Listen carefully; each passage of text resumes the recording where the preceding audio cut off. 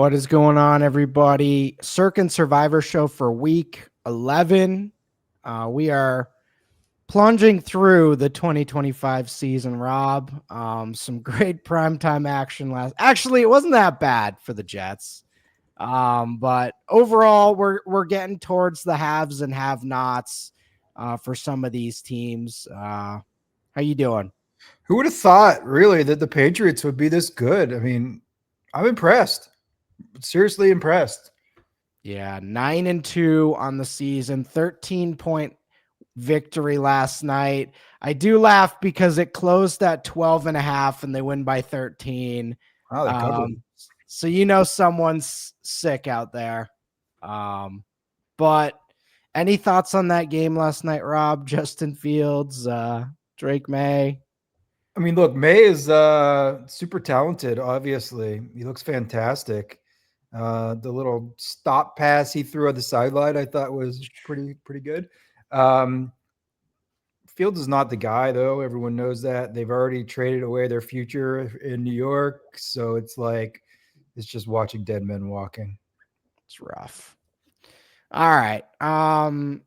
Let's get into this. Commanders, Dolphins. Dolphins 2.5-point favorites at home. And I got to be honest, I'm shocked that I'm on this game, but I think Commanders might be finished. Tyler's a 3 here on the Dolphins. I'm a 3 here on the Dolphins. This isn't a bet on the Dolphins. This is a bet against what the Commanders have been putting out there, but nobody else is on this, and I totally understand. Yeah, I dig it. Like, I don't know what to expect of this Dolphins team. I mean, they beat the Bills, but you know what?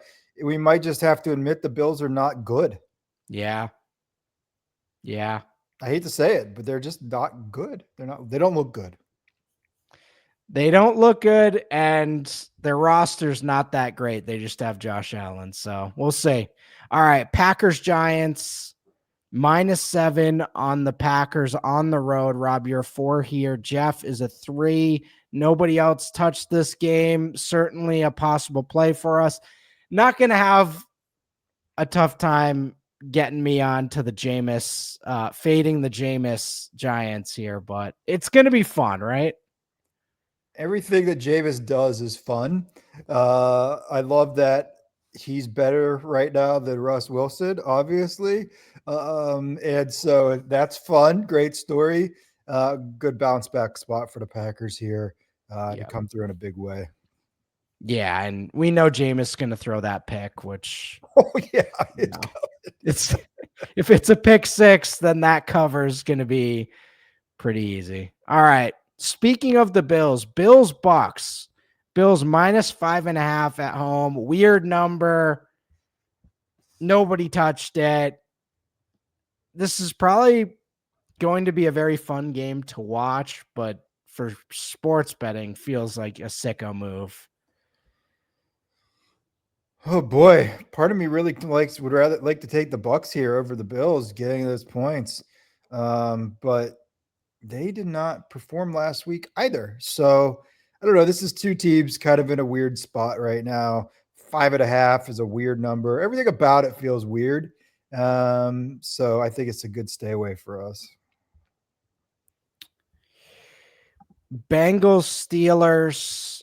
Tyler's a 1 on the Steelers. Armando is a 1 on the Bengals. Joe Flacco's weirdly good at 40 years old. I still think the Steelers are all right unless they're facing a top tier team. This Bengals defense is historically bad, but I don't know on this one. You stayed away, so any thoughts?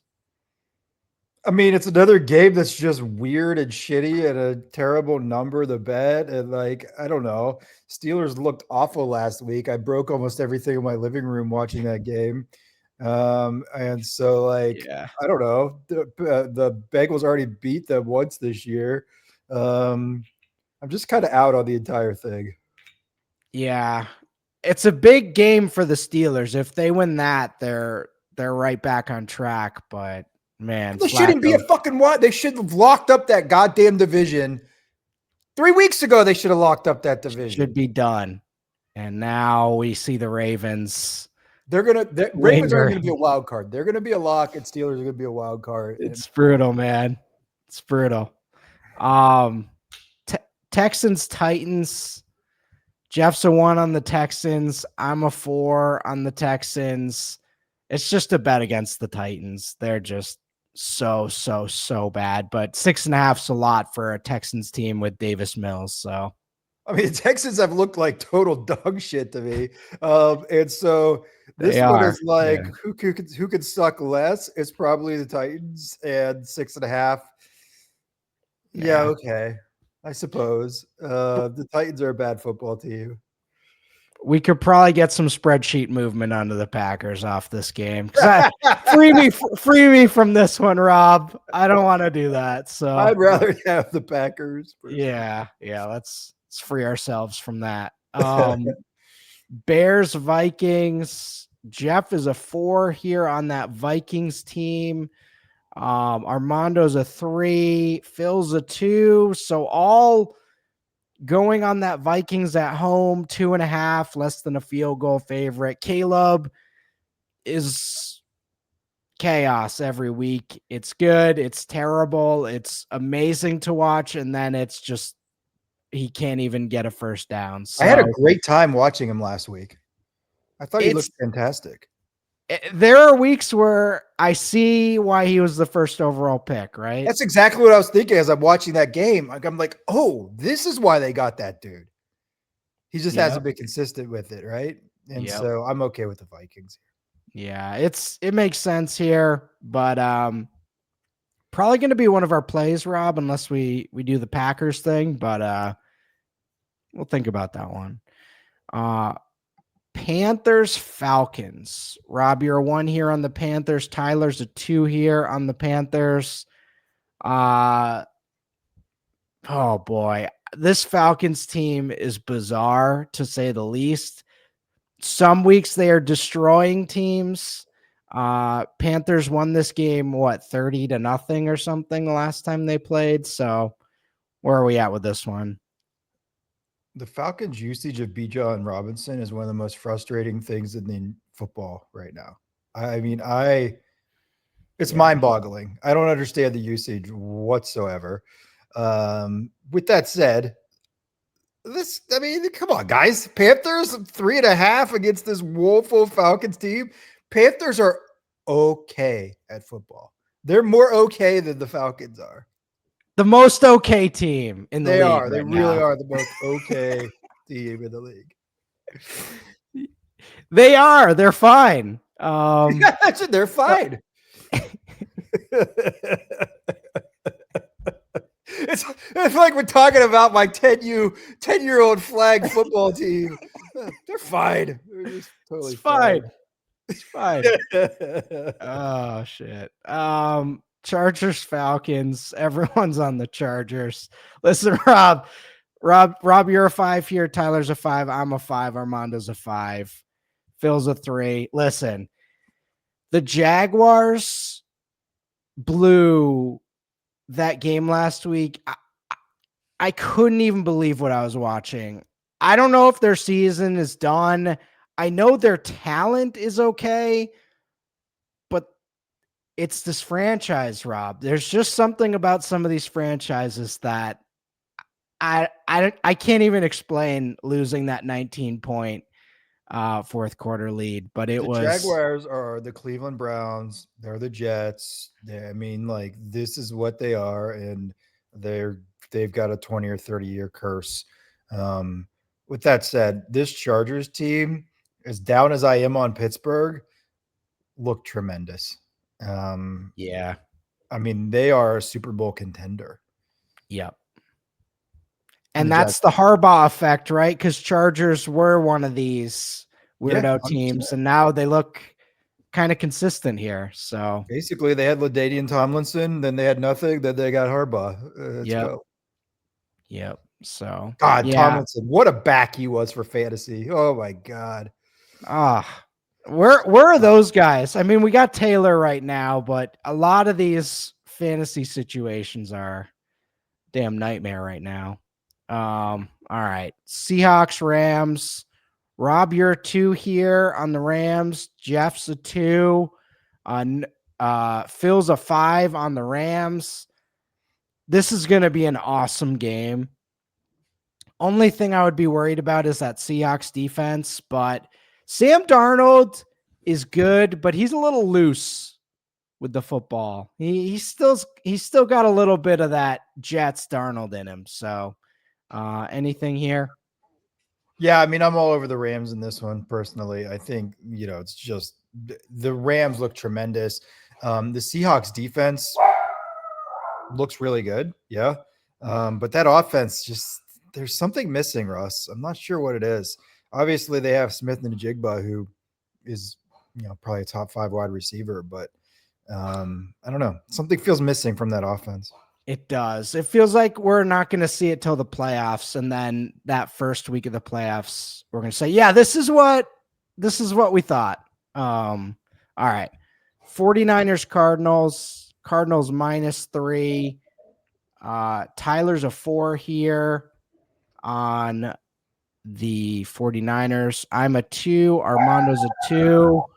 And Phil's a 4, just fading the Cardinals. They've been all right with Brissett, but with Purdy back and I don't know, 49ers versus Cardinals. Just Yeah, I mean, look, Purdy's back, yeah, and I think that makes a big difference against the Brissett, and I like the 49ers here.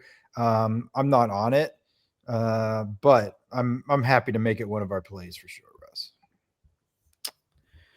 Browns, Ravens. Ravens 7.5-point favorites on the road. Nobody touched this game. I can't do the Browns again this year. So if I'm on a side, it's the Ravens. 7.5 on the road is a lot. Yeah, I don't love the hook, right? I would be on the Ravens at 7, not at 7.5. The Browns have played spoiler a few times, at least against us this year, and so I'm just not interested in the hook. On a random note, we have a lot of talk in the sports betting space about prediction markets right now. I'm curious your take on those, and like there's a lot of them popping up in Arizona too. What is the difference between a regular sports book and these sort of prediction money market things? Supposedly, you're taking action against another human being on the contract, and so it's like it's not really peer to peer, but they act like it's peer to peer, and so you're trading against a human, just like when I buy a stock in the stock market, I'm technically buying it from another human being. So if you were to take the Chiefs -3.5, you're buying that from another human being.